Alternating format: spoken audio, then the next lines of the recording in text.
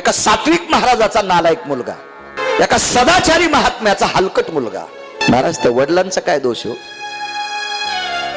हे मूर्ख चांगल्याच्या संगतीला राहिलं नाही ना. म्हणून एक सांगू का तुम्हाला, एक लक्ष ठेवायचं, पोरायला प्रॉपर्ट्या कमवत असताना आपली पोरं कोणाच्या सोबत राहतात हे पण लक्षात ठेवत जा. गरज आहे बरं, गरज आहे, काळाची गरज आहे. आपली मुलं चुकीच्या माणसाच्या सोबत राहिली की तुम्ही किती बी शुद्ध वागा, ते चुकीच्याचं कनेक्शन तुमच्या घरात ते गर्दा येतोच तुमच्याकडे. संगतीचा परिणाम आहे. भगवान कपिलेश्वराने अर्जुनाची पाठ थापटिली. पाठ संग्रामे हरुजिंतिला निवांत कवचाचा टाऊ पवाडा तो केला गंधर्वाचा. भगवान कपिलेश्वर भगवान अर्जुनाची पाठ थापटितात. पाठ. शाबास अर्जुना, वा रे अर्जुना. कपिलेश्वरानं पाठ थापटिली अर्जुनाची. श्रेयवाद विचारला. श्रेयवाद हे कुठून झाले तुला? पावडे अर्जुनानं नाव दाखवलं द्रोणाचार्यांचं. द्रोणाचार्याचं नाव दाखवलं पावडे. द्रोणाचार्याचं मला मोठं केलं द्रोणाचार्यानं. म्हणून एका मूळ प्रसंगात वाक्य आलं, द्रोणाचार्यापासून विद्येचा खेळ.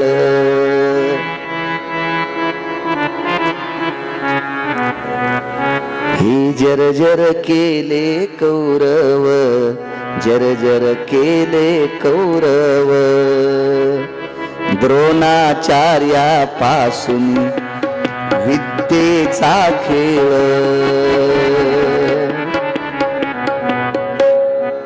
द्रोणाचार्यापासून अर्जुन धनुर्धारी, आणि या द्रोणाचार्याचा पुत्र दुर्योधनासारख्या नालायकाच्या सोबत राहिला. त्याचं नाव आहे अश्वत्थामा. 7 चिरंजीवापैकी एक. संगतीचा दोष आहे. संगत चांगल्याची असेल. विड्याची पाने कलशाला लावली किती पवित्र. नागवेली म्हणतात तिला, नागवेली. म्हणून आपण तिला नागिनीचं पान म्हणतो. कलशाला लावली किती पवित्र. वरुणस्तापा सर्व वरुणश्चाय आद्य सर्व हाती पुंगी फलाम वरुणाती भवे. वरुणाला स्थापन पवित्र झाली. विड्याच्या पानावर तांदूळ ठेवून सुपारी ठेवली की गणानंत्वांगणपदे गवामयंगव प्रिया. लगेच गणपतीचा अधिष्ठान. पण ही विड्याची पानं किराण्याच्या लिस्ट मध्ये वरच्या यादीत लिहित नाहीत. कधीच लिहित नाहीत. कधीच नाही नंदू काका. शहाणा माणूस आणि शहाणी बाई किराणा लिहित असताना विड्याची पानं आधी कधीच लिहित नाही.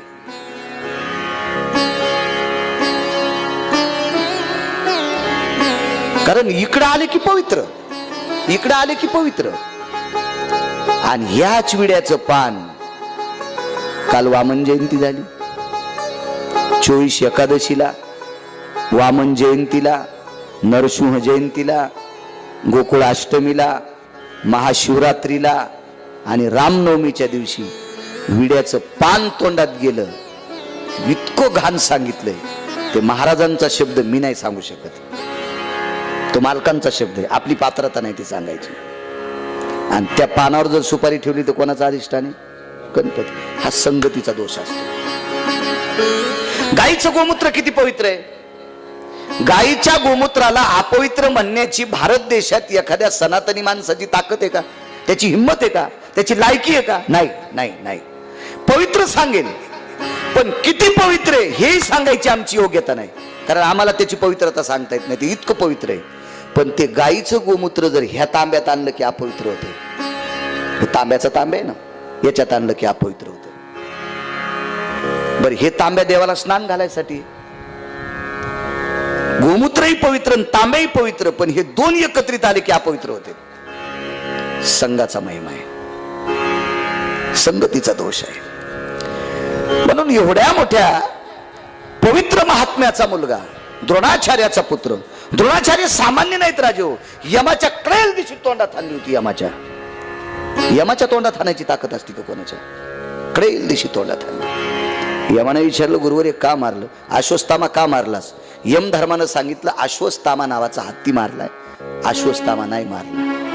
त्यावेळेला खाली आले, त्यावेळेला द्रौपदीच्या भावाला पंढरपुरातल्या मालकानं सांगितलं होतं, आता द्रोणाचार्याचं पार्थिव शरीर आत्मावरी गेलाय, तो तुकडे कर, आणि रती मांस फेकून दिलं. आणि मग द्रोणाचार्याला सांगितलं, आता आपण वापस जा. कारण ही सात्विक माणसं कौरवाच्या बाजूने देवाला आवडत नव्हती, आणि ही जोपर्यंत बाजूला जात नाहीत तोपर्यंत पांडवांना गादी भेटत नाही हे पंढरपुरातल्या मालकाला पक्क माहित होतं. कारण राजकारण करत असताना 13% पाप लागतंय. 100% पुण्य करणारा राजकारणात टिकत नसतो. मी राजकारणातला 1 नंबरचा डॉन पाहिला, कृष्ण. 13 गुण आणत्र राजाश्रय 13 गुण अनष्टिया, अनिष्टात. ते 13% खोटं. पण आता किती टक्के खोटं बोलतेत मला वाटते ब्रह्मदेवाकडे इतर अजून असेल. पण कृष्ण 13% खोटं बोलत होते मुरेश. तेव्हा पांडवाला गादी भेटली बरं का. मला सांगा, अश्वत्थामा नावाचा मुलगा मारलाय चर्चा करणारे पंढरपुरातले बालक. द्रोणाचार्यानं स्वतःचं शरीर स्वतःच्या शिबिरात ठेवलं, सांभाळायला माझे माणसं होतो. तर द्रोणाचार्य म्हणले माझे ठेवायचे. निद्रा असतं सोडणारा कोण? पंढरपुरातला मालक. सोबती निद्र झोपी लागले, आणि मग धृष्टद्युम्नाला द्रौपदीच्या भावाला पाठवलं. कारण द्रौपदीचा एक भाऊ द्रोणाचार्यानं चूक नसताना मारला होता. द्रोणाचार्याच्या 6 चुका येतात. महाराज, मोठ्या माणसाची चूक ग्राही धरल्या जात नाही. नांदेडच्या बस स्टँडला ह्या चौघातला कोणी जरी पिऊन पडला, मी जरी सांगायलो, नांदेडच्या बस स्टॉपला ह्या चौघातला, मी एरी म्हणाल बरं का बापू, लय अंगावर घेऊ नका. हो, तेव्हा गर्दा अंगावर घेतल्या अंग खाजवत असते तात्पुरता. हा, एरी ऐकून मी उदाहरण देण्यासाठी म्हणतोय. याच्यातला हे तसे करत नाहीत. माझ्या सोबत येत तोपर्यंत तरी गॅरंटी देतो. हो ना, कारण पुढे गेल्यावर पोराची गॅरंटी बापाला देता येत नाही, काय अवघडच. पण हे तसं करणार नाही, सात्विक येत. नांदेडच्या बस स्टॉपला चुकीचं काम करताना हे जर दिसले, बाळू महाराजा संघ होते बाई. बाळू महाराज तर लयचं वर्णन करू लागले. जाऊ द्या, हे कलाकारच असते म्हणतील बरं अशी माणसं. पण मी जर पैड्याला दिसलो तर बाया म्हणते, माय सखूबाई काय बॉम्ब टाकीत होतं बाई. बाई द्वारका बाई काय भागवतात बोलत होता बाई. बक बक बक बक बाई. आणि बस स्टँडला सुद नाही बाई, तोंडात माशा गेलेल्या, काय पाणी टाकून प्यालाच नव्हता. 1 दिवसात अख्या महाराष्ट्रात खबर जाणार. 1 दिवसात. मोठ्यांनी चुका करायच्या नाही. मोरे सर, रंगीबेरंगी असे कपडे घातलेला माणूस रस्त्यानं चाललाय याच्यासारखा. ऐसे कपडे पहन के आदमी रास्ते से चल रहा है, और एक आदमी ऐसे कपड़े पहन के चल रहा है. सामने से डुक्कर आया. डुक्कर को सुअर बोलते ना, सुअर बोलते, सुअर. सामने से सुअर है. आता धकून घ्या. मेरी हिंदी इधर से गाड़ी आई, उधर से गाड़ी आई, गाड़ी चली गई आणि मैं खाली राहिला.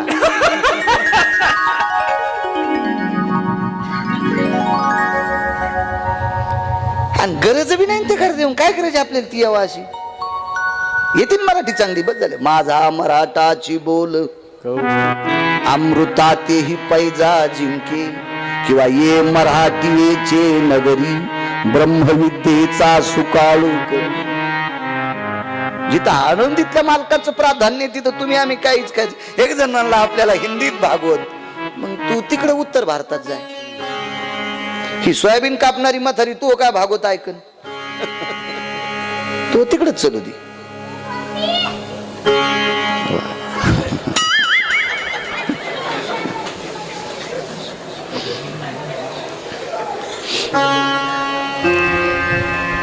दोघं 2 कपड्याचे चाललेत. समोरून भरलेलं डुक्कर आलं. भरलेलं डुक्कर. तर भरलेल्या डुकरांनी जास्त त्याला कोणी भ्यावा? नंदू काका. रंगीबेरंगी कपडेवाले ढवळ्या कपडेवाले तुमच्या धोत्रावर त्यांनी शेपूट हाणल्या. मालकीन म्हण त्यांना मालक कोणाला खेटले होते,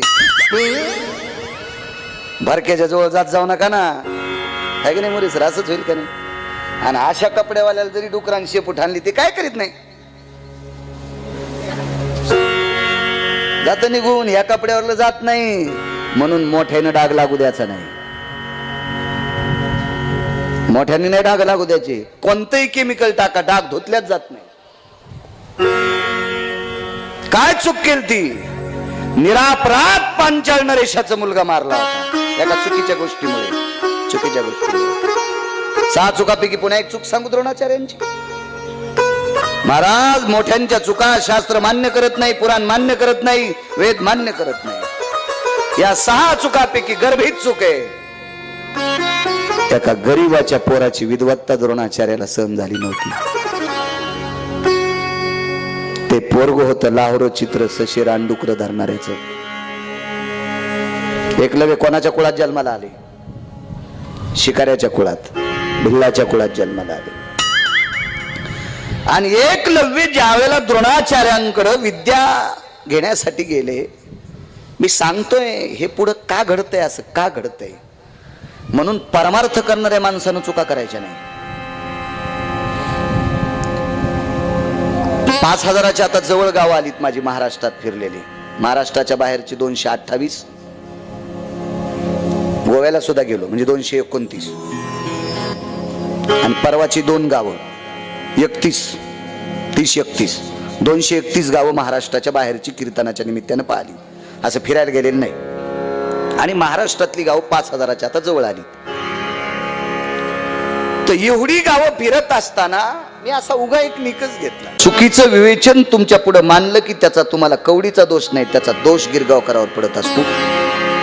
आणि हा गिरगावकर ज्या वेळेला मोरे सर घरी जाईल त्यावेळेला त्याचा दोष त्याच्या स्वतःच्या मुलावर आणि मुलीवर पडत असतो. म्हणून आम्ही चुका करायच्या नाही, चुका करायच्या नाही. मी कर्मकांड करत असताना मी सत्यनारायणाच्या पूजेला एका ठिकाणी गेलो, तर तिथला माणूस म्हणला महाराज गडबडीत करा. म्हणलं निघालो, मी निघालो गडबडीत कसा होईल सत्यनारायण? ते का आऊ, ते का उभाटे हाना भोयटे हाना, ते का फासाठी आहे का? आऊ थाण्याला वेळ लागतो म्हणून एक मोठा डाकळा तोडा, त्याला दोरी बांधली घेतली फासाठी करून. तसं नसतंय. शास्त्र आहे, शास्त्र आहे. याच्यात चुका किती मोठ्या लोकांना फेडावं लागतात. गुरुवर्य आपल्या मराठवाड्याला, परभणी जिल्ह्याला लाभलेली 1 नंबरचे शास्त्री. बाकीच्या शास्त्रीला नाव ठेवतोय असं डोक्यात आणू नका बरं. ती माझी योग्यता नाही, ती माझी पात्रता नाही, ती माझी लायकी नाही. पण माझ्या वाचनात महाराष्ट्राच्या मातीमध्ये अगोदर 3 शास्त्री आले. जगन्नाथ अण्णा पवार, तुकाराम महाराज महामुनी, आणि आपण ज्या भागात जन्मालो त्या भागातले शास्त्री प्रल्हाद शास्त्री दैठणकर. रत्न होते, रत्न विद्वतेतलं. मी गुरुवर्य प्रल्हाद शास्त्रीच्या मुखारविंदातून एक, नंतर मी पुराणात वाचिलं, मी मोठ्यांचं ऐकल्यावर पुराण पाहतो. हे बहादर माणूस आहे. मी एखादं काही सांगितलं ना, हे घरी जाऊन पुराण पाहते आणि मग मला फोन करून सांगते त्याच्यात ती ओळी सापडली. म्हणलं बापू मी काय गांजा ओढून थोडी कथा सांगतोय.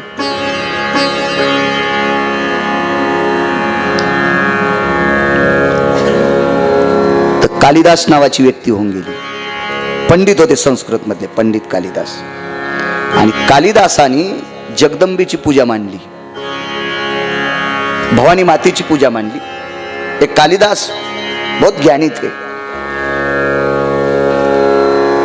जगदंबेची पूजा मानली आणि पूजा करत असताना काही सुक्ताचा प्रभेद, असव असतील, भय असतील, व्याप्ती असतील, इन्मख असतील, या सुक्ताची अशी सूत्रधार चालत असताना काही विधी चुकला. तर विधी चुकल्याच्या नंतर कालिदासाला 14व्या दिवशी कुष्ठ झालं, पांढर शुभ्र अंग झालं. कालिदासांचं पांढर शुभ्र अंग झालं, पांढर शुभ्र. तर कालिदासांनी भगवान कपिलेश्वराचं दर्शन घेतलं, शिवजींच्या दर्शनाकरता गेले आणि कालिदासांनी भगवान शिवजींच्या पिंडीवर डोकं ठेवलं, लिंग कवटाळून धरलं. शिवलिंग 1 दिवस, 2 दिवस, 3 दिवस, 4 दिवस, 5 दिवस, 7 दिवस, 8व्या दिवशी शिवजी उठले आणि कालिदासाला हृदयाशी लावलं. कशा करता भगवान काय चुकलंय, काय चुकलंय? पांढरं शुभ्र शरीर झाले, काय काय चुकलंय? तो भगवंतानं डावीकडे पाहिलं, अर्धांगी पार्वती सुमनाच्या माळा इकडं. आणि पंढरपुरात जर गेलं तर वामांगी रखुमाई दिश दिव्य शोभा, वामांगी रखुमाई दिश दिव्य शोभा. गिरिजा, ए पार्वती जी, कालिदासाला कुष्ट कसं ग? त्यांचा विधी चुकलाय. कालिदास, कालिदास भाऊसाहेब, कालिदास. असे कोटी गिरगावकर जरी लोळले तरी कालिदास होता येत नाही. कालिदास पुरस्कार भेटन हे काय कोणाला देत आहे तू? कोणाला मी कोणाला? यांना फार संस्कृती ती, यांना कालिदास पुरस्कार. आणि कशी संस्कृत? किती आभाळामध्ये ढगदाटंच,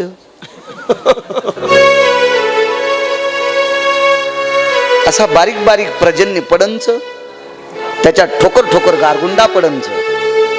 अशी संस्कृत असते का? काष्टम कोरित भुंगा भुस्कटम पडत भुई, आसा श्रेष्ठ कवी तर लंगड्या जीचा जावाई. काय असतं काय दिसो अशी नसते संस्कृत. कालिदास, कालिदास, कालिदासाच्या नगरीतल्या प्रत्येक स्त्री संस्कृत मध्ये बोलायची. प्रत्येक स्त्री. कालिदासाच्या नगरीतली शेळ्या वळणाराची मुलगी पण संस्कृत मध्ये बोलायची. पखाल हन्नाराची पोरगी संस्कृत मध्ये बोलायची. सोनाराची पोरगी संस्कृत मध्ये बोलायची. कंकाजी चार्टेड हिशोबनीची पोरगी संस्कृत मध्ये बोलायची. इतकी प्रचंड विद्वत्ता कालिदासाची. पार्वती मातेनं सांगितलं यांचा विधी चुकलाय, यांचा नियम चुकलाय. पार्वती मातेला माफी मागितली आणि कालिदासांचं कुष्ट संपलं. मला सांगायचंय, आपल्याकडून देवाला चूक मान्य नाही.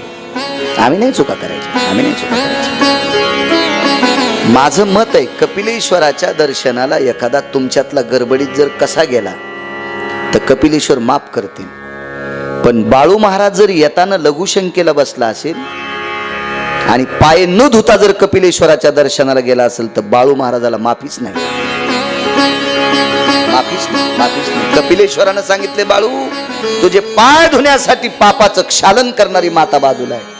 जाय, नसल आंघोळ करा वाटेल तर पाय तर धुई, चूल तरी भरू नये. मोठ्या चांगल्या कपड्यावर डाग सहन होत नाही. मोठ्याने चुका करायच्या. ज्या वेळेला द्रोणाचार्याकडे एकलव्य आले, फार मोठी हो एकलव्य व्यक्ती, फार मोठी, फार मोठी, फार. एकलव्य शिक्षण पूर्वीच्या काळात आश्रमशाळेला एकलव्य नाव द्यायचे. फार मोठे आहेत, आहेत, आहेत. जगातला तिसरा विद्यार्थी बरं, जगातला. कोणी म्हणत असेल आमचा जिल्ह्यात पहिला आलाय, आमचा राज्यात पहिला आलाय, आमचा भारतात पहिला आलाय. एकलव्य अख्ख्या ब्रह्मांडात तिसरा आहे. पृथ्वीवर जितके देश आहेत या सर्व देशातल्या तिसऱ्या क्रमांकाचा आहे. 1 नंबरचे राजा दशरथ आहेत, 2 नंबरचे द्रोणाचार्य आहेत आणि 3 नंबरचा एकलव्य. एकलव्याच्या नंतर चौथा जन्मालाच आला नाही. होता अर्जुन, पण ते आधीच संपला. अर्जुन पण नाही, धनुर्धारी अर्जुन. कपिलेश्वरानं पाठ थापली तरी पण अर्जुन नाही. अर्जुनाला शब्दविधी नावाची विद्या येतच नव्हती, ती फक्त एकलव्याला येत होती. द्रोणाचार्यानं काढून दिलं, हे चल मी शिकवत नाही, ठीक आहे आपली आज्ञा. आणि द्रोणाचार्याला पाहिलं एकलव्याने. महाराज काय ताकद आहे परीक्षितीची, काय वलय असेल भोवताल्या लोकांचा. त्यावेळेला हे लोक जगविख्यात झाले. चंद्र सूर्य तोपर्यंत परीक्षितीचं नाव झाकलं जात नाही. हे फार मोठे आवरणातलंय, आवरणातले. वाजले किती बापू? यांना इंटरव्ह्यू काहीच नाही का? जाऊ दे आता, आजच्या दिवस नकोच का? घ्यायची 5 मिनिटाची, कशाला आता 10 मिनिटासाठी आहे का नाही? अख्खा हत्ती गेला आणि शेपटीसाठी कशाला कुथायचं? पण उद्यापासून तुमच्यावर अन्याय करणार नाही, तुम्हाला 5 मिनिटाची इंटरव्ह्यू देत जाईल. कारण कोणाला शुगर वगैरे असते, आणि शुगरमुळे जावं लागते, अडचण असते. पण आता एवढे मोठे महात्मा उठणत म्हणून मलाही काही कळलं. आता तिथं अधिकारी माणसं आहेत, त्यांची बरोबरी आपण काय करू शकतो. उद्या तुम्हाला 5 मिनिटाची सुट्टी देत जाईल. तर तुमच्यातला कोणी चुळबुळ करीन म्हणून मला लक्षात येईन काही.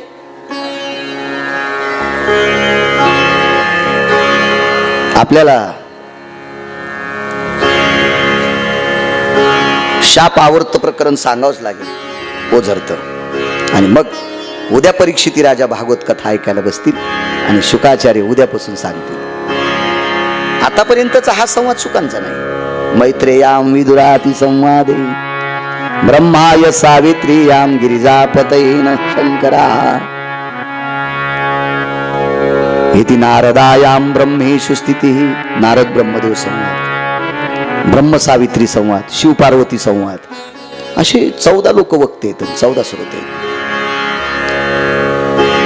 मैत्री विदुर संवाद. द्रोणाचार्याला पाहला आणि हुबेहूब द्रोणाचार्य शाडूच्या मातीचे तयार केले. आपल्याकडे गणपती शाडूच्या मातीची करण्याची पद्धत आहे. म्हणजे गंगेच्या नदीच्या तीरावर जी माती असती कडेला, तिला आपण चिकन माती म्हणतो किंवा सनवटाची माती म्हणतो. आणि या मातीच्या देवाच्या मूर्ती करण्याच्या पद्धती असतात. बायकांना सुद्धा भगवान शिवशंकराची पिंड करण्याचा अधिकार. गंगेला गेल्या, सरोवरावर गेल्या, तिथली माती तिथली वाळू घ्यायची, त्याची लिंग बनवायचं, भगवान शिवजीचं पूजा करायचं आणि त्याच्यावर बेल फुलवावून घरी नाही यायचं. जरा डोकं असलं पाहिजे. हे म्हणते बाई माकीचे महाराज लय सरळ सांगतात, हे तिरपटच महाराज आहे. असं समजा गिरगावचा बाळू रगीलच आहे असं समजून 5-6 दिवस ऐका. कारण यांच्या चुका पिढी मातीत घालीत असतात, पिढी मातीत घालतात. तुम्ही चंद्रभागेला जर गेले तर चंद्रभागेमध्ये ह्या बायका महादेवाची पिंड काढतात, पूजा करतात आणि पूजा करून निघून गेल्याच्या आता चंद्रभागेत तर गर्दी असतेच, गर्दी असते. मग दुसरी बाई स्नान करून येते, तिला ते मठ माहीत नसतो, गर्दी असते, आपण चुकावा म्हणून पुढचीचा पदर धरलेला असतो असा कोपरा, आणि पुढचीला माहीत असते, ती वडीतच नेती, वडीतच नेती. हो.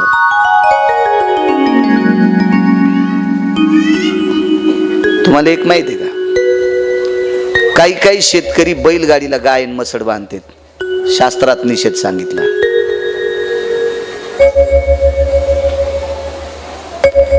पाठीमागे खुटल्याला बांधलेली गाय, मसड, बैल चालत्या बैलाचा जीव घेत असतील. 10 मात्र्यातला त्याचा शक्तीचा क्षय होत असतो. म्हणून जाणकार शेतकरी गाड्याला कधीच पाठीमागे गाय बांधू देणार नाही. ज्याचं बैलावर प्रेम आहे का ते. आता गबाळ्या कारभार आहे, एखादा गळ्यात बांधील, कसा बांधील मरण ना त्यो. हे असे काही आठवतं बघा वडावडीमुळं. शेतीचा नाद आहे जास्त, शेतीचा जास्त नाद आहे म्हणून तर इकडे रगिलो आणि बोलतो. तुम्ही बंद केलं तर निघले आपले कापूस याचायला.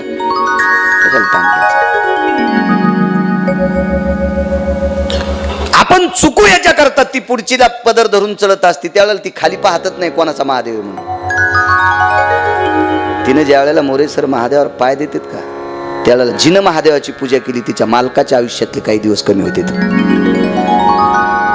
म्हणून भगवान शिवजीची वालुकामय पिंड केल्याच्या नंतर, पूजा आटपल्याच्या नंतर ती अंजुळीत भरायची आणि पुन्हा पाण्यात विसर्जित करायची, असा पुराणाचा सिद्धांत आहे. तुमच्या मनाची जहागिरी नाही. एखाद्या महाराजानं ओतून तुन वाजलं म्हणजे तुम्ही तेच वाजवायचं असं नसतंय.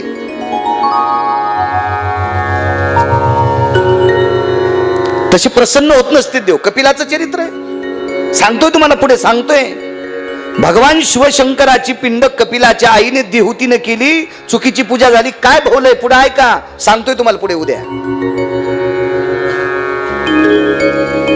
भंगिरेनं सांगितलेलं डोक्यात ठेवलं की सगळा नाश होत असतो संसाराचा. ज्ञानोबराय तुकोबरायने सांगितलेलं ऐकायचं, सिद्ध पुरुषानं सांगितलेलं ऐकायचं, सदाचारी पुरुषानं सांगितलेलं ऐकायचं, वैचारिक पातळी ज्यानं टिकून ठेवली त्याचं ऐकायचंय. बाळू महाराजाकडे 100-200 कोटीची प्रॉपर्टी म्हणून त्यानं सांगितलेलं तुम्ही ऐकता काय? चुकीची गोष्ट आहे. ते तुम्हाला कधीच तुमचं कल्याण होणार नाही. मातीची द्रोणाचार्य केले.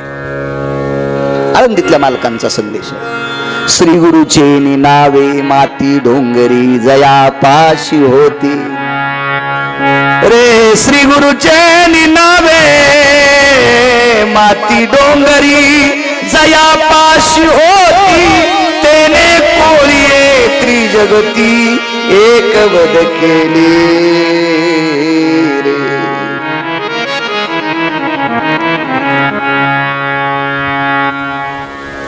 तिथं कोळी शब्द वापरला.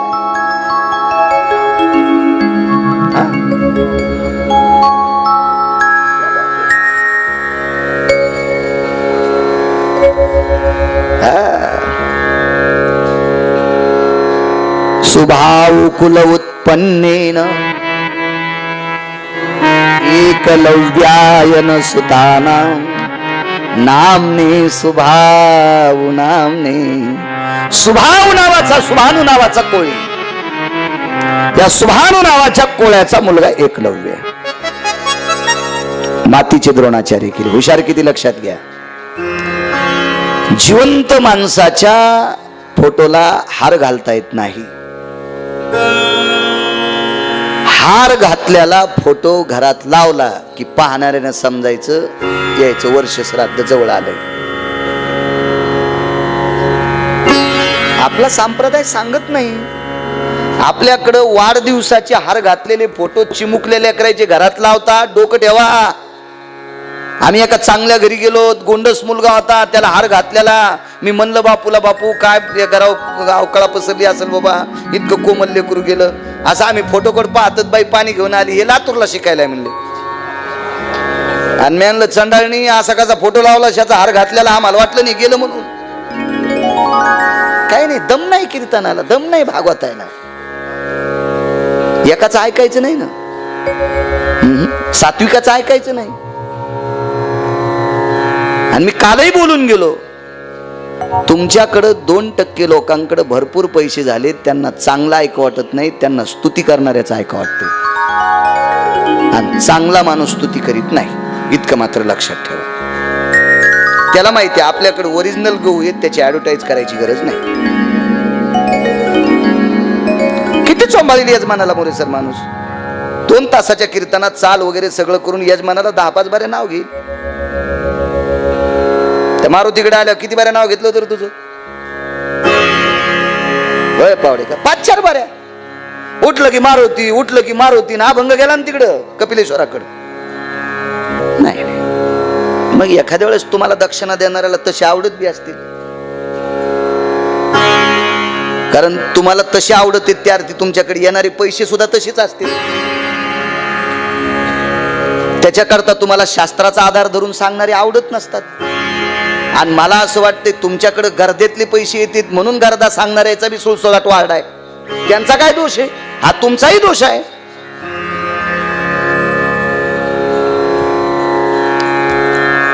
बघ, हार घातला नाही मूर्तीला. सत्पुरुषा साधेवये पाद्य स्थिता पूजा यत अनुग्रह सर्वस्थितायाम पुष्पम समर्पयामी. द्रोणाचार्याच्या मूर्तीच्या पुढे एका फुटाच्या लांब फुलं ठेवल्या जायचे. फुलं कोणावर टाकीत असतात माहिती गेल्यावर. आता कधी कधी कीर्तनाला नेताना पण महाराजाच्या अंगावर फुलं टाकायला. काय बाबा, एका ठिकाणी पकवाद वाजिताना तिथलाच हार तोडा आणि पकवाद्याच्या अंगावर फुलं. हार जिता आहे तो काय देखावा, काय नाटकं, काय विचित्रपणा. चला, शबरीने फुलं टाकले, प्रभू रामचंद्राच्या अंगावर नाही टाकले, खाली टाकले. शबरीने कुठे फुलं टाकले माहिती? प्रभू रामचंद्राच्या ज्या रस्त्यानं राम येणार आहेत त्या रस्त्याने. ही पद्धत आवडेल. ही पण या फुलावून मी साधूला सोबत आणतोय. या फुलावून चालण्याची लायकी माझी नाही, ती पात्रता नाही, ती दशा नाही माझ्याकडे, ती योग्यता नाही, तेवढा अभ्यास नाही माझा. मी एकदम साधा माणूस आहे तुमच्यातला. अंगावर फुलं टाकायची नाही.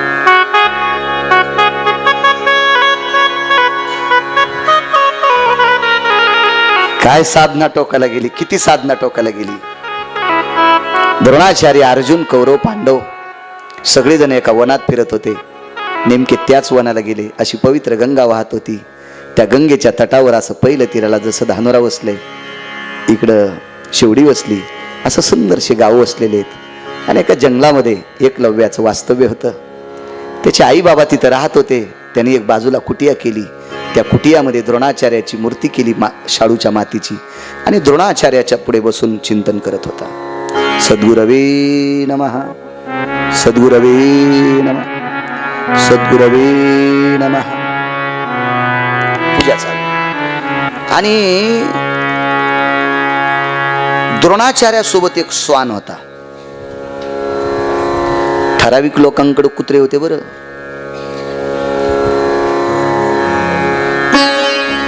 परवाला मला वाटते फकरू महाराज होते का त्या दिवशी, आपण एका श्वानाच्या समाधीचं दर्शन घेतलं. अनवेना, अनवा नावाचं गाव, अनवा, सिल्लोड परिसरात अनवा नावाचं गाव. तिथं 350 वर्षाची परंपरा चातुर्मासे महाराजांची आहे. आजही त्यांची परंपरा आहे. तर त्या चातुर्मासे महाराजांकडे डोंगरोजी नावाचं कुत्र होतं. महाराज त्याला म्हणायचे डोंगरोजी. जी कुत्र्याला म्हणायचे, कुत्र्याला जी, डोंगरोजी कुत्र्याला म्हणायचे. पण ते कुत्र मोरेसरी एकादशी धरत होतं. कुत्र्याला पंचांग पाहता येत नाही, कुत्र्याला कालनिर्णय पाहता येत नाही, कुत्र्याला दैनंदिनी डायरी पाहता येत नाही. पण हे कुत्र ज्या दिवशी जेवत नव्हतं त्या दिवशी चातुर्मासी महाराज एकादशी धरत होते. आज त्या कुत्र्याचं दर्शन घेतल्याशिवाय तिथल्या कोण्याच देवाचं दर्शन घेता येत नाही. त्याची समाधीचं दर्शन ते चातुर्मासी महाराजाचं डोंगरोजी नावाचं कुत्र. रयतेचे राजा छत्रपती शिवाजी महाराजांकडे वाघ्या नावाचं कुत्र.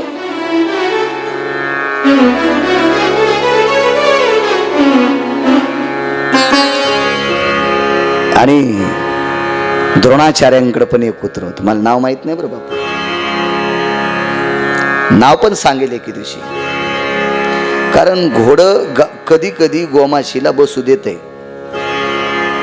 जिथं शेपटी पुरत नाही तिथं, जिथं दात पुरत नाही तिथं. पण गाढव कधीच बसू देत नाही. ते जिथं गोमाशी बसली तिथली हांता नाही आली ना, ते कातडच घाशी. गोमाशीला मारीन आणि कातड घासीन, तसा पठ्ठ्या गाढवच आहे. पण पुराणातलंय. सापडी नाव सापडणार म्हणजे सापडणार. आणि माझी ब्रह्मकन्या विद्यादायिनी बासर निवासिनी सरस्वती माता माझ्यावर कृपा करते. मला ते सापडून देते. मला तसं पुराण, कुठेतरी ग्रंथ, कुठेतरी लिखाण, एका साधूनी केलेलं वक्तव्य मला ती ऐकायला देते आणि या पठ्ठ्याच्या मेमरी कार्डात टाकते. इतकी माझ्यावर कृपा आहे माझ्या सरस्वती मातेची.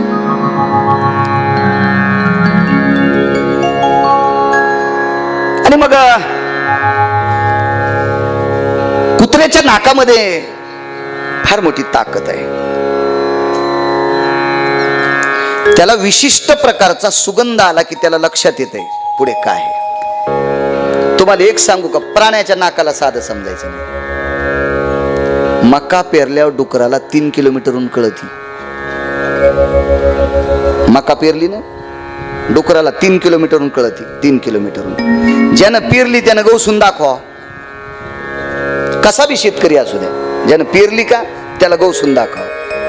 डुकर 10-5 अर्धा एकर रानात पेरलेल्या मकात आले, जर एक धान मकाचं जर उगलं तर पठ्याला गिरगावचा बाळ्या म्हणायचं नाही.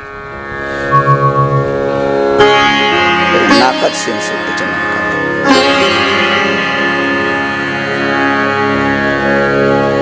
एका फार मोठ्या व्यक्तीचा 14 पानाचा लेख पाहिला मागे मी.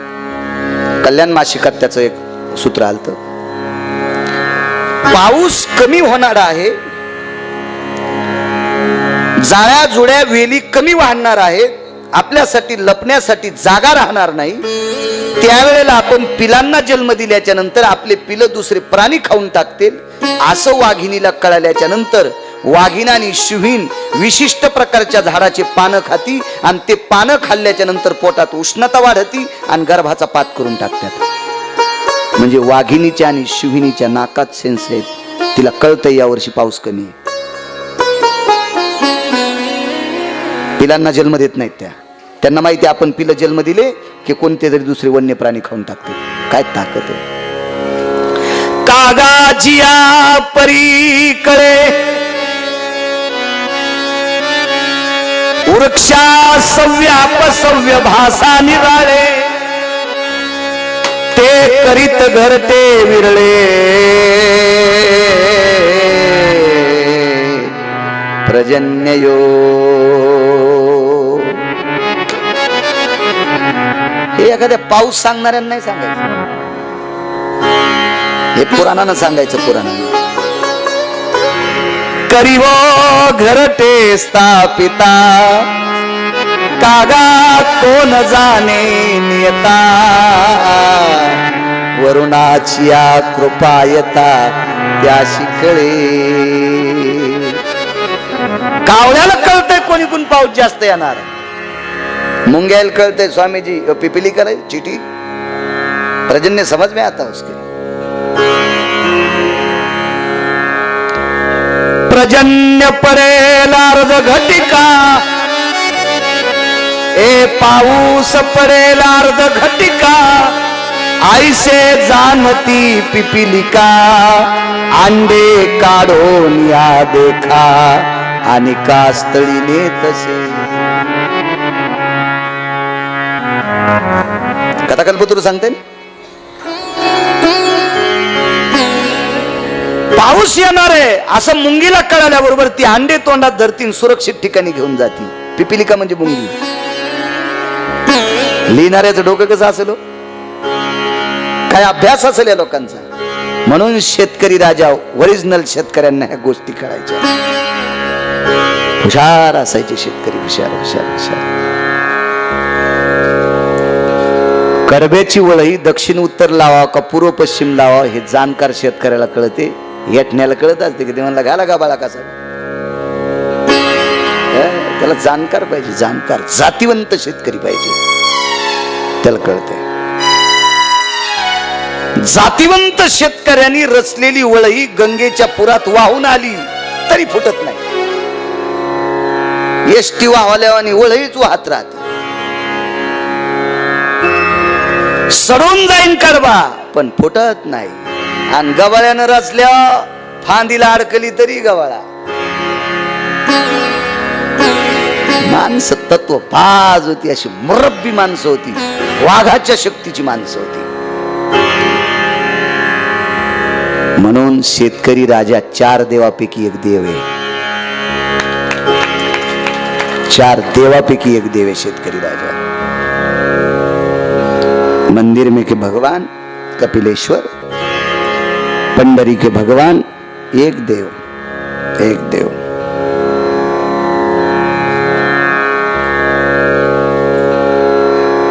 पवित्र भारत देश के सीमा की रखवाली करने वाले जवान 2 नंबर के थे. एक कपिलेश्वर भगवान, पंडरी के भगवान,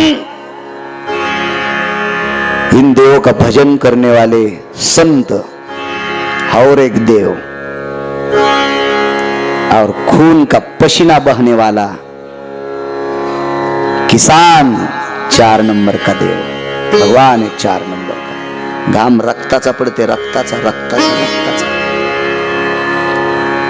मागच्या 30 ते 35 दिवसापूर्वी, हे मधला जे पूर यायच्या अगोदरची गोष्ट सांगतो, हे पूर यायच्या आधी हे सोयाबीन पाण्यात गेलं का त्याच्या आधी 4 दिवसानं अर्धा तास जर उभाट्या पाळी हाणली ना तर बैलाच्या मुंगशातून फेस येऊ लागला. मुंगशातून मुंगशातून मुंगशातून फेस. म्हणजे बैलाचा जर तोंडातून फेस पडत असेल तर आऊत आणणाऱ्या शेतकऱ्याचं रक्त किती आटत असेल. म्हणजे ज्याच्या रक्ताचं पाणी होते घाम आणि तो काळ्या मातीत पडला की त्याचे मोती तयार होते.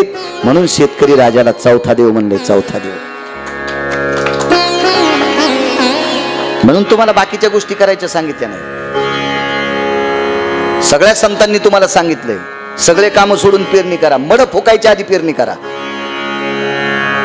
देऊतले मालक तर म्हणले घरातला माणूस मेलाय आणि पेरणी चालू आहे ना, त्याला झाकून ठेवी, आधी पेरणी कर आणि मग फुकून दी. करीती पेरणी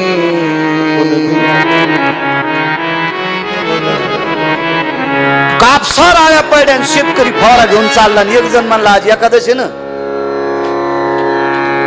आणि त्या येडगळाचा ऐकून यान फवारा खोटीला अडकीला. शेतकऱ्यांनी एकादशीचा विचार करीत असतील फवाऱ्याच्या दिवशी. शेतकऱ्याला काय पाप पुण्य नाही, एक कवडीचं पाप पुण्य नाही शेतकऱ्याला.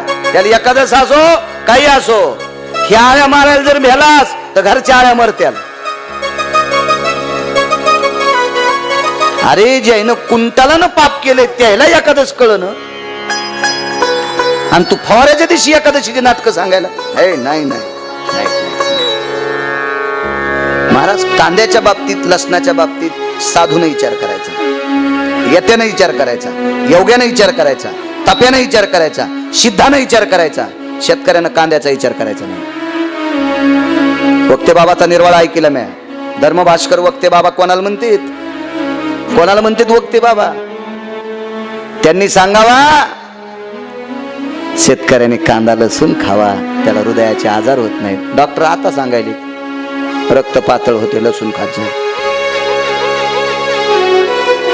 200 ग्रंथ वाचिणारा महात्मा, 200 वक्ते बाबा. एक जण भेटलं रानात आऊत आणत, ते म्हणलं आपण कांदाच खात नाही. बर बर बर, मग आई म्हणलं म्हातारीला बोलत नाही मी. आणि म्हणलं मग काय सांगायला, तू पाहिल्यावर आम्हाला गाय कापले इतकं पाप लागते. म्हणलं तू कांदा लसूण खात नाही, जिनं जन्म दिलाय तिला बोलत नाही, तुला गंगात टाकलं तरी गंगा घेणार नाही, तुला माशा खाणार नाहीत ना, आलाय का? काही सोंगाड आणते तुम्हाला काही काही माणसं नाटकं करते. या नाटकेनं सगळं परमार्थाचं वाटू. अहो एक जण काशीला गेला आणि ते म्हणला मी कपात चहा पित नाही. बुटात पितू का? काशीला गेला आणि म्हणला मी कपात चहा पित नाही. जिसके साथ काशी गया उनके पैसे नहीं दिए टिकट के, उनकी काशी करी. और हर बोलता मैं कप में पचाए नहीं पीता. क्या जूते में पीता? किती नाटक, किती नाटक, किती भंगार करून टाकल्या मूर्खाने सगळ्यांनी. याले ऐकत बाबा त्याचे यायला पटत आहे अशा छाव छू लोकायचं.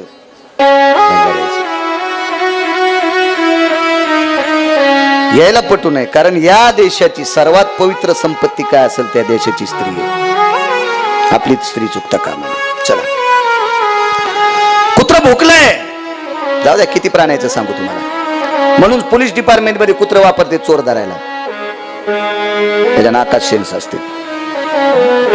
कुत्र भोकल्याबरोबर आपल्या गुरुजींचं भजन करत असताना कुत्र्याचा आवाज आपल्याला ध्वनी होतोय. म्हणून गुरुजीकडे पाहत असताना माग न पाहता बाण सोडा, आणि 7 बाण कुत्र्याच्या तोंडात. रक्त निघत नाही. तुम्हाला चित्रात रक्त निघलेलं दाखवते, रक्त कुत्र्याचं निघत नाही. मुक्या प्राण्याला इजा केली नाही एकलव्यानं, फक्त त्याचा आवाज बंद केला. आणि द्रोणाचार्याच्या डोक्यातून घाम खाली आला. अरे बाप रे, कोण आहे? तर अर्जुनानं लगेच ताव सुरू झाला. बघ महाराज, तुम्ही माझ्या नंतर कोणाला तरी शिकवलंय, तुम्ही मला नाही शिकवलं, दुसऱ्याला शिकवलं. चल म्हणजे तिथे गेल्यावर पाहिलं, एकलव्य बघितलं, द्रोणाचार्यानं पाहिलं आपला पुतळा आहे. अर्जुनाने एकलव्याला विचारलं कोणी शिकलं? हे महात्माजीने. अर्जुनाने विचारलं द्रोणाचार्य, नाही यायनं नाही शिकवलं, म्हणजे यांचा पुतळा तयार केलाय आणि त्या पुतळ्याने शिकवलंय. मातीयेचा द्रोण केला,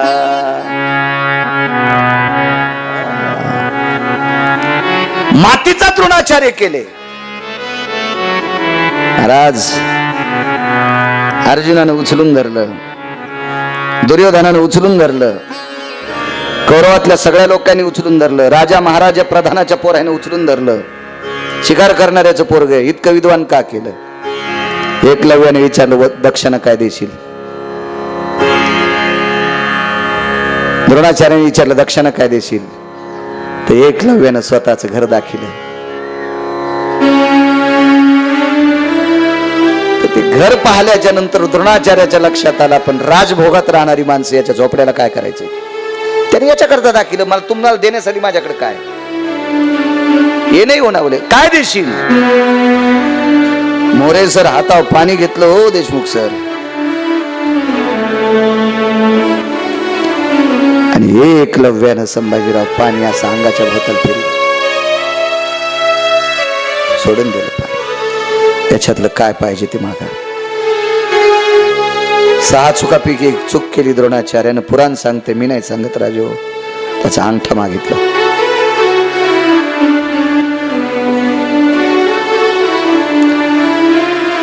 प्रवचनामध्ये कौरवाला पांडवाला सांगितलं, आता जगात 2च विद्वान, एक दशरथ राजा, दुसरा मी, आणि योग आला तर अर्जुना तुला करील. आता एकलव्य विद्वान असून काय फायदा नाही, अंगठाच कापून घेतला.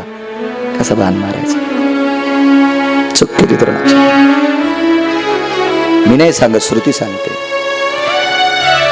द्रोणाचार्य ज्या वेळेला घरी आश्रमात आले, आईनं पाहिलं. सुभानू बरोबर आहे, सुबाहू. सुबाहू नावाचा पिता. एकलव्य काय झालं रे? काही नाही बाबा, काही नाही, काही नाही. दाबून धरला. आईने विचारलं काय झालं? काय रक्त वाहते? काही नाही, काही नाही. आनंद कशाचा होता माहिती का? मी गुरूंना गुरुदक्षिणा दिली. आईनं हात काढ्याबरोबर पाहिलं, बाळा अंगठा कशाने तुटलाय? माझ्या गुरुवर यानं गुरुदक्षिणेत अंगठा मागितला. काय बोलली नाही होती, काय बोलली नाही. टच टच टच टच डोळ्यातून पाणी आलं. देवा, जगात 3ऱ्या क्रमांकाचं पोरग मला दिलंस रे. जगात जगात या पृथ्वीवर जितके देश आहेत त्या सर्व देशात 3ऱ्या क्रमांकाचा मुलगा मला प्राप्त होतो रे. अरे त्या जिवंत गुरुने त्याला काही शिकवलं नाही रे देवा. मातीचे गुरु केले, त्याच्यावर श्रद्धा ठेवली, आणि माझ्या मुलावर एवढी विद्वत्ता, एवढी प्रचंड कृपा झाली, आणि त्या गुरुवरेनं त्याचा अंगठा कापून घेतला. देवा, आम्ही गरीब माणसं आहेत. देवा, मी रानावनात शिकार करून खाणारी माणसं आहेत. आम्ही एवढ्या मोठ्या साधूला शाप देऊ शकत नाहीत. पण एक लक्षात ठेव देवा, पोराच्या अंगठ्यातलं रक्त पडत असताना माईला जितक्या वेदना झाल्यात का, तितक्याच वेदना माझ्या पोराचा अंगठा कापून घेणाऱ्याला होत्या. म्हणून आश्वस्ताम्याच्या कपाळावरचा मणी कापून घेतला होता. मणी कायमस्वरूपी रक्ताने पोवातो, कायमस्वरूपी रक्ताने पोवातो. म्हणून भारतीय संस्कृतीमध्ये जातीला किंमत नाही, वागण्याला किंमत आहे. कोण कोण्या कुळात जन्माला आलाय त्याला नाही किंमत, तो त्या कुळात जन्माला येऊन चांगलं किती वागतो याला किंमत. महाराज चोखोबार आहे, शूद्राच्या कुळात जन्माला आले. शूद्राच्या जगात एक बी नव्हता व्यक्ती, एक बी व्यक्ती नव्हता. स्वर्गातला अमृत शुद्ध करण्याची ताकद फक्त चोखोबात होती, फक्त चोखोबात. आणि त्या चोखोबाला तुम्ही आणि मी दर्शनाला मंदिरात येऊ दिलं नव्हतं. काय करता जातीचा शहाणपणा? चांगलं वागणाऱ्याला किंमत येते, चांगलं वागणाऱ्या. तुम्ही सगळी लोक भागवताला, तुम्ही त्याला डोगरा म्हणतात, मी त्याला छोटीशी नाव म्हणेल. नंदू काका ते नाव चलिणारा कोण आहे? हा विचार.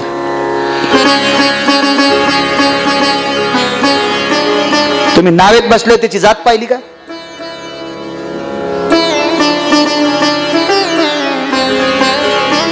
महाराज किती लोकांचा तारू झालाय तो. याकडेची त्याकडेला कपिलेश्वराचं दर्शन घेण्यासाठी तुम्हाला ज्यानं आणून घातलंय, त्याची जात कशाला विचारता? त्याचं कुळ कशाला विचारता? काय तुम्हाला पोरगी द्यायची? काय त्याची करायची? द्रोणाचार्याने चूक केली,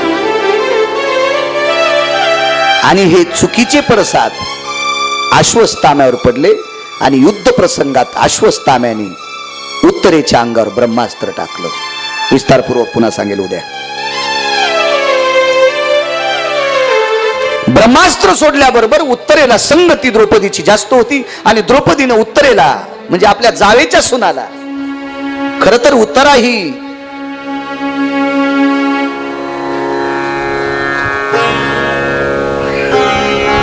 अभिमन्यूची पत्नी, हा भाग असू द्या, पण कोणाची सून होती? अभिमन्यूची आई कोण? सुभद्रा.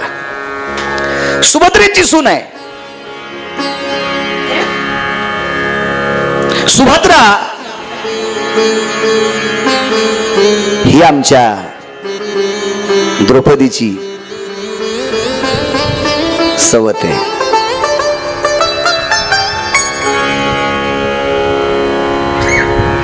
पण त्याही सुनाला सावत्र न मानता अंतकरणातली मानून तिला उपदेश केला.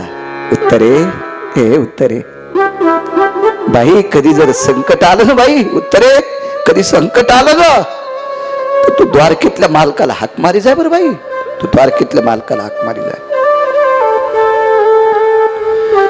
4.5 महिन्याचा गर्भ पोटात आहे, 4.5 महिन्याचा.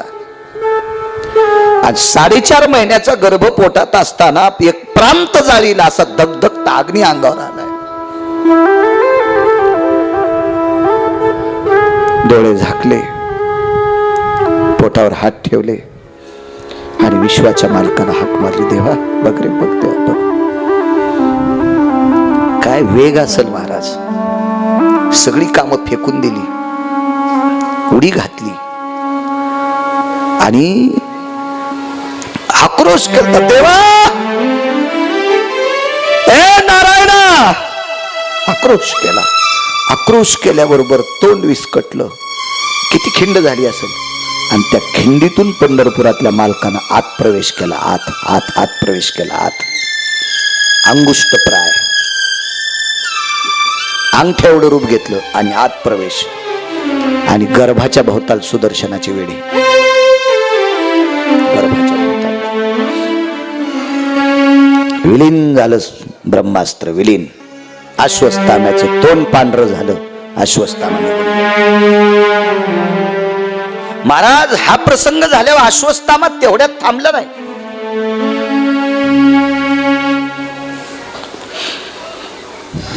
त्याच्यावर दुसऱ्या रात्री अश्वत्थाम्याने एका घरात प्रवेश केला. त्या घरामध्ये एका कडेला अशी एका सोयीनं 5 लेकरं झोपलेली होती. 5. एक अर्जुनाचा मुलगा आहे, भीमाचा आहे, धर्मदादाचा आहे, नकुल सहदेवाचा आहे. 5 लेकरं झोपलेली आहेत. 5 लोकांचे 5 पोरं पण झालते द्रौपदीला. द्रौपदीला झालते 5. महाराज, अर्जुनाचा पुत्र अर्जुनासारखा दिसायचा, धर्माचा पुत्र धर्मासारखा दिसायचा, भीमदादाचा पुत्र भीमदादासारखा दिसायचा, नकुलाचा सहदेवाचा त्यांच्यासारखा दिसायचा. अश्वत्थाम्याला पक्क माहिती हे पांडव नाहीत. पण त्या दिवशी दुर्योधनाच्या मांडीवर गदा मारली होती बापू.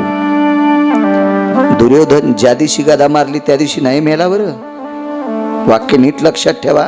महाभारत वाचा. ज्यानं अस्खलित भागवत पाठ केले त्याचं ऐका, ज्यानं वाचिले त्याचं ऐका. रात्र गेली. कारण प्रचंड श्रीमंती असल्यामुळे वैद्य पाचारण केलं. वैद्याचं रसातळातून वैद्य आणला होता.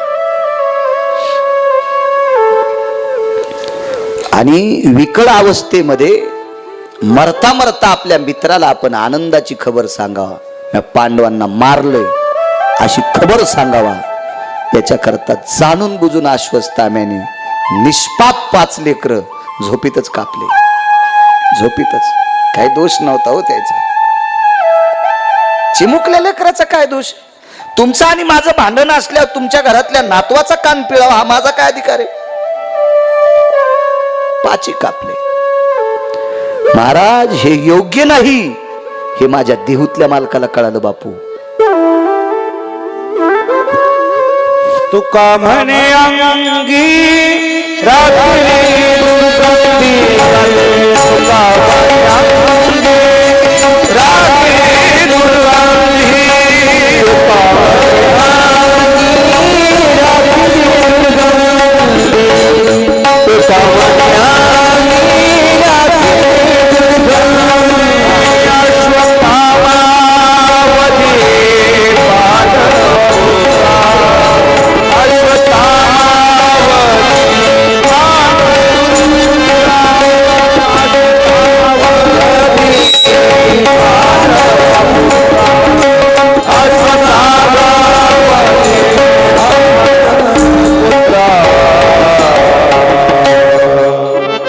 विवेक असेल माझ्या मालकांचा.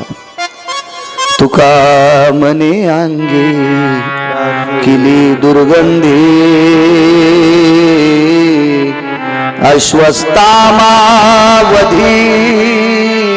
पांडव पुत्र.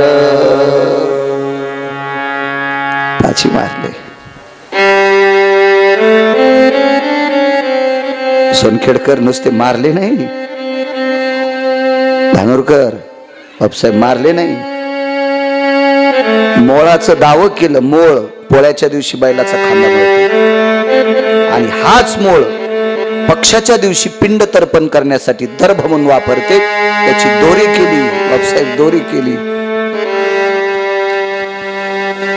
कानात दोरी होली.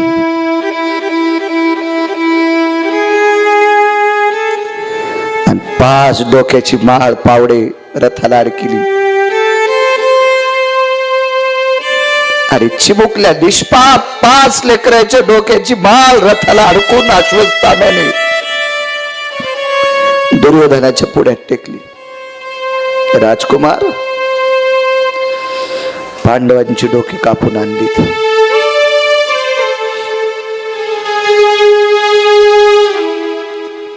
धाडशी दुर्योधन उठलाय.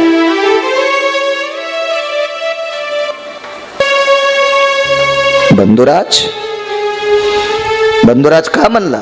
गुरुचा पुत्र, गुरुबंधू आहे. बंधुराज पांडवांना मारून त्यांची डोके आणली, शिरकमळ आणली. उठला आणि पडला दुर्योधन खाली. उठता येत नव्हतं. आश्चर्याचा झटका बसला होता. एक दोघांनी उठवायला लावलं. दुर्योधन असा उठून बसवलाय, पाठीला टेकू देऊन. दुर्योधनानं अश्वत्थाम्याला सांगितलं, दाखवतोच डोके? ती डोक्याची माळ तोडी. एक एक डोकं दुर्योधन हातात घेऊन पाहत होता. धर्माचं डोकं, अर्जुनाचं डोकं, भीमाचं डोकं, नकुल सहदेवाचं डोकं.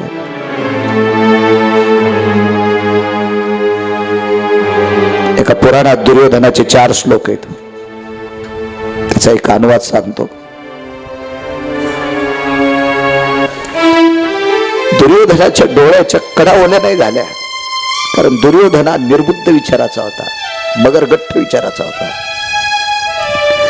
दुर्योधनाचं अंतःकरण रडताना दुर्योधन नाही थांबू शकला. दुर्योधनानं 5 भावाकडे पाहत असताना सांगितलं, धर्मदादा, हे अर्जुन दादा, हे भीम दादा, हे नकुल, हे सहदेव दादा, काय जिंकलं रे आपण? काय जिंकले? आपण दोघं भांडत असताना दोघही मृत्यू पावलो. तुम्ही 5 गेलात, माझी 99 गेले. मी पण आता काही वेळात जाणार. आपण कशासाठी वाद घातला रे? राज्यासाठी वाद घातलाय, तर राज्य भोगायला कोण आहे?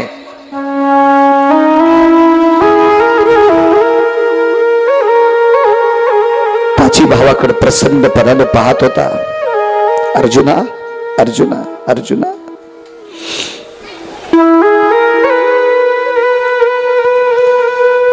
काय तुझा विवेक आहे रे अर्जुना? तुझ्या अंगावरचे रोम पृष्ठ पृष्ठ भरायचे.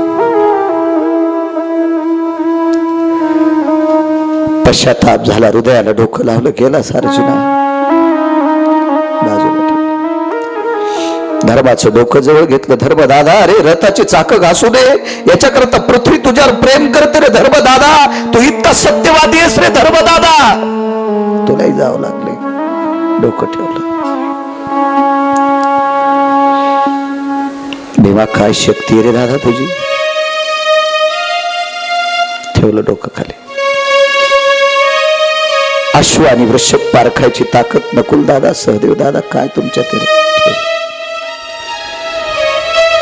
अश्वत्थामा जवळ आला. मित्रा, जे कोणाला जमू शकलं नाही ते मी केलं की नाही? दुर्योधनाने विचारलं, मित्रा, खरेच पांडव आहेत खरे?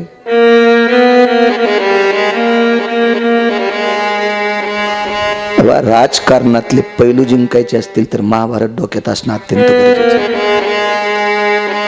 महाभारत डोक्यात असणं अत्यंत गरजेचे. रामायण संसारात कसं वागायचं इतकं सांगेल,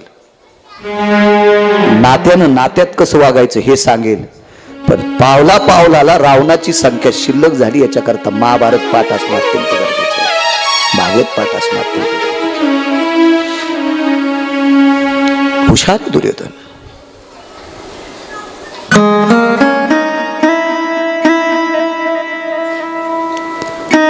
त्याच्या अंगरक्षकानं सांगितलं, मालक एक बोलू. पांडवांच्या चेहऱ्यासारखे चेहरे दिसतात म्हणून आपण पांडव मानायचं, किंवा अश्वत्थामा महाराज म्हणतात म्हणून आपण मानायचं, शहानिशा करावी. अर्जुनाचं डोकं उचललं, कानाला लावलं. कृष्ण म्हणत नव्हतं, कृष्ण म्हणत नव्हतं, पण लक्षात आलं की शिर कापलेलं आहे, आता ते निर्जीव झाले. कृष्ण कसं म्हणेल? सत्यवादाच्या काही गोष्टी केल्याच्या नंतर धर्माच्या तोंडातून ते पडत नव्हतं, त्याअर्थी हा धर्म नाही असंही सिद्ध करता येत नाही, पण डोकं कापलेलं आहे. तुटलेल्या डोक्याला गायीची आणि बैलाची पारख करता येत नाही. नकुल सहदेवाच्या बाबतीत हे लक्षात घेतलं, पण नंदू काका दुर्योधनानं एक डोकं लावलं, त्यानं भीमाचं डोकं हातात घेतलंय. आणि भीमाला एकच विचारलं, दादा, भीमानं आवेशात शिळ दिल्याच्या नंतर शिळ शिळ शिळ, त्याला खालच्या भाषेत सांगतो शिट्टी वाजवणं तोंडानं, पण त्याला शिळ घालणे म्हणतात. शिळ शिळ.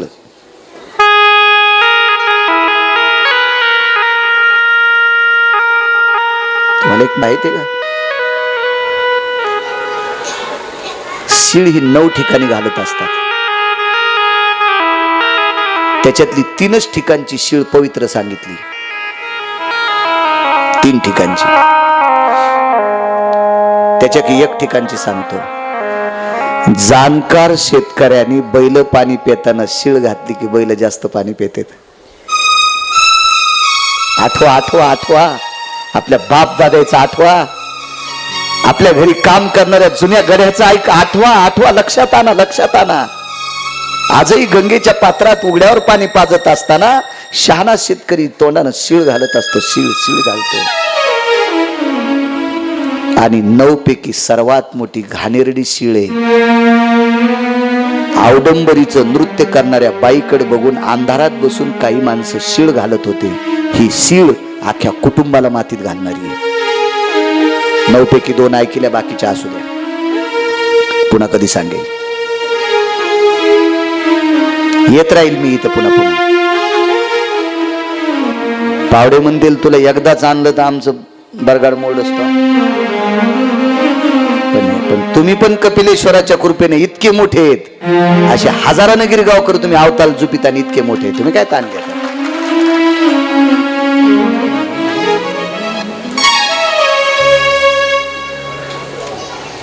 भीमानं शिळ घातल्याच्या नंतर एकही पक्षी झाडावर बसत नव्हता.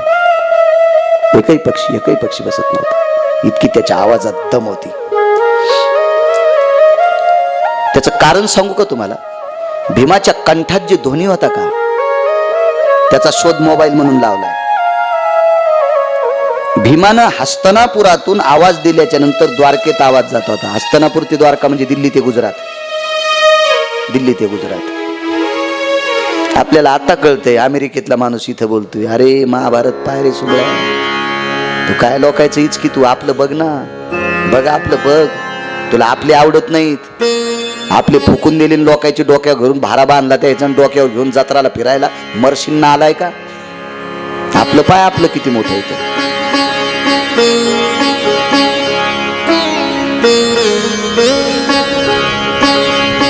घरी बसल्या बसल्या कुरुक्षेत्रावर किती मेलेत. एका आंधळ्या व्यक्तीला घरी बसल्या बसल्या सांगत होते, व्यास कृपा दीपकू संजय झाला. व्यासांची कृपा संजयावर. काय विकसित सूत्र आहे भारत देशाचं, काय महानता आहे भारत देशात. त्यातली त्यात महाराष्ट्रातली महानता सांगू तुम्हाला. महाराष्ट्रातली भारत देशात 11 प्रकारची जमीन आहे, 11 प्रकारची. त्याच्यापैकी भारतात 11 प्रकारच्या जमिनीपैकी 2 नंबरची जमीन कर्नाटक मध्ये एक गाव आहे.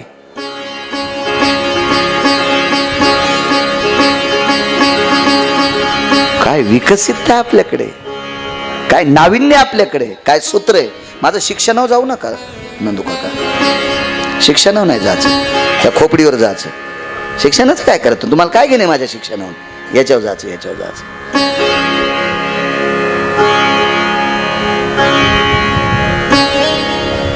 या भारत देशात 2734 उपनद्या आता. असू द्या माझं शिक्षण कमी, 2734 उपनद्या, तरी तुमचे मोबाईल वापरीत नाही मी. आणि मोठा मोबाईल वापरून जर शास्त्र पाहिले असते ना बापू, तर मला असं वाटतं इदवत्तेचा जाळ डोक्यावर लागला असता. शपथ घेऊन सांगतो गळ्याची, इतकी कृपा आहे माझ्या सरस्वती मातेची. मी 6दा वाचिलं की मला पाठ होते. मला शिव्या 350 पाठ आता नाही देत नाही. त्या 2-4 आता तुम्ही बी ऐकून ऐकून तुमचे कान बहिरे झालेत. त्या 5-7 शिव्या देत होते की बाडव्या नाला एक हरामखोर तितक्याच. आता तुम्ही बी बहिरे झाले ते ऐकू ऐकू, बधीच झाले तुमचे कान. तुम्ही काही मोजित नाहीत मला आता.